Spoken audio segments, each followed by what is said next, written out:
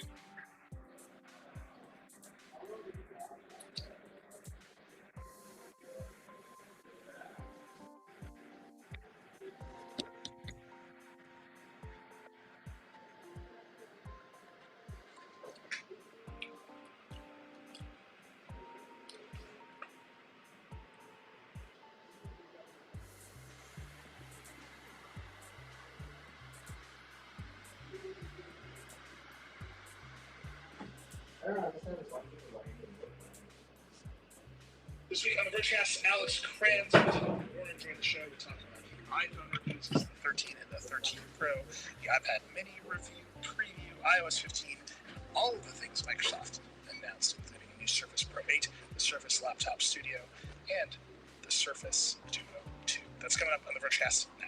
Yo, this is Marquez Brownlee, aka MKBHD. And this is Andrew Manganelli. We want to introduce you to our podcast, Waveform, the newest addition to the Vox Media Podcast Network. So I've spent over 10 years reviewing tech products and consumer electronics for millions of people on the MKBHD YouTube channel and now on the Waveform podcast. Andrew and I use that experience to dig even deeper into the latest tech, from smartphones to iMacs to electric cars. So if you're a gadget lover or a tech head, or if you just want to figure out whether the latest gadget is worth your hard-earned cash, give us a listen.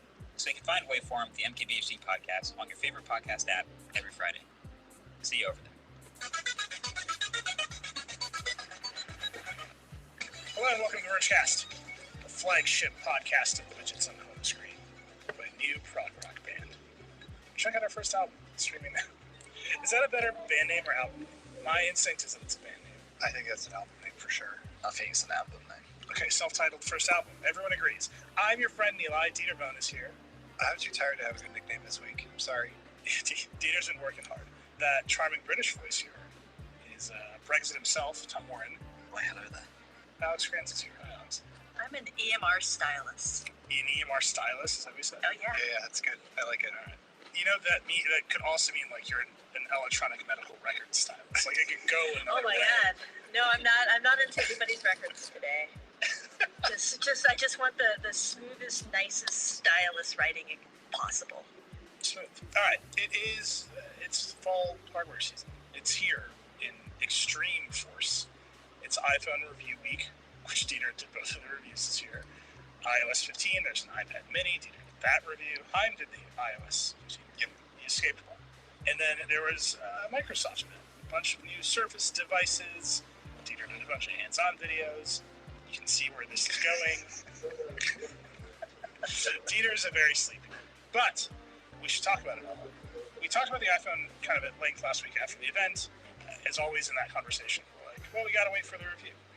Dieter, I would say the reviews came. They did. I have the Pro Max, and you have all 25 iPhones. 4, but yes. Let's start with the babies, the regulars. I would say just in the process of trying to figure out a headline for this review, I learned more about the phone. Because we were like, iPhone 13 review, and then we were kind of like, another iPhone. The iPhone again. Yep. Here's the iPhone. You know it. Now maybe you'll like it better. Like, it is the smallest of upgrades, except for the camera, which we can talk about, but it is a very familiar product at this point. It's a very familiar product. The hard time I had with it is to just say, oh, it's an incremental upgrade. Oh, they updated the camera and they made the battery life better. Like, that's the sort of thing, you hear it and you move right on, right? But no, the batteries are better and the camera is better. And last year it was very good to begin with.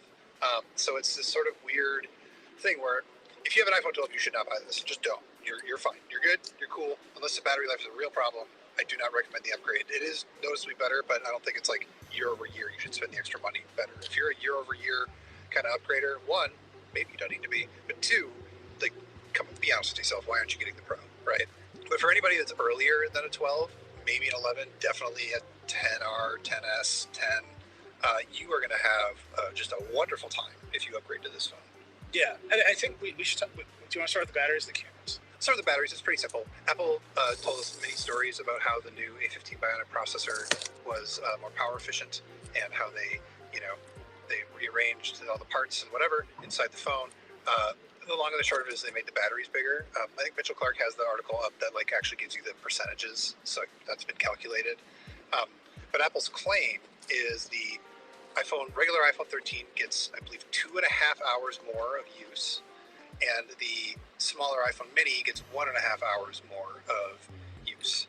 We talked a little bit about this last week, but we're in a weird place with like the way that everybody's talking about batteries. We're like in the slow transition from like everyone knows that milliamps isn't great and we should be talking about watt hours. We're in the slow transition from everyone provides some kind of benchmark number to they'll give you video rundown numbers to now hours better. Because Apple and both Microsoft, which we'll get into, when you ask them about battery life, like, well, we collect telemetry on how long our battery lasts from all of our customers, and then we like average it out. We figure out like how long we think the battery lasts, and then we make a new thing. We make sure that we beat that by a certain amount. And so the claim to test is hours better, but hours better means nothing unless you have the thing that it's hours better than. Right. And so their claim is it's hours better for you. Yeah.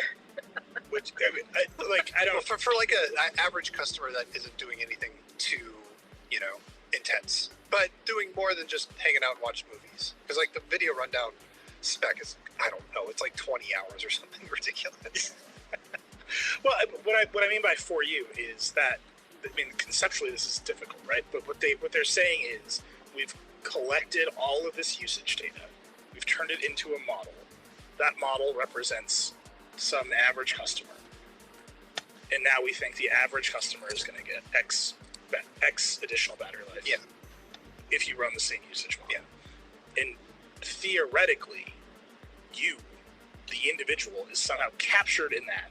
So even if you're kind of like at the upper or lower bound of the usage model, you're still getting the benefit. But it is impossible to test this claim. Right. Because we don't have their data. Yeah. We don't run their models. Yeah, no, the models result in the average iPhone lasts Bezos hours. Yeah, I know. When we started The Verge, you remember this? We had a battery test. We did. We like coded up a thing. God, I remember that thing. This thing did not work. This was Joanna Stern's debate. And it was basically like you would go to a web page, click go, and then it would just like load and scroll down until battery died.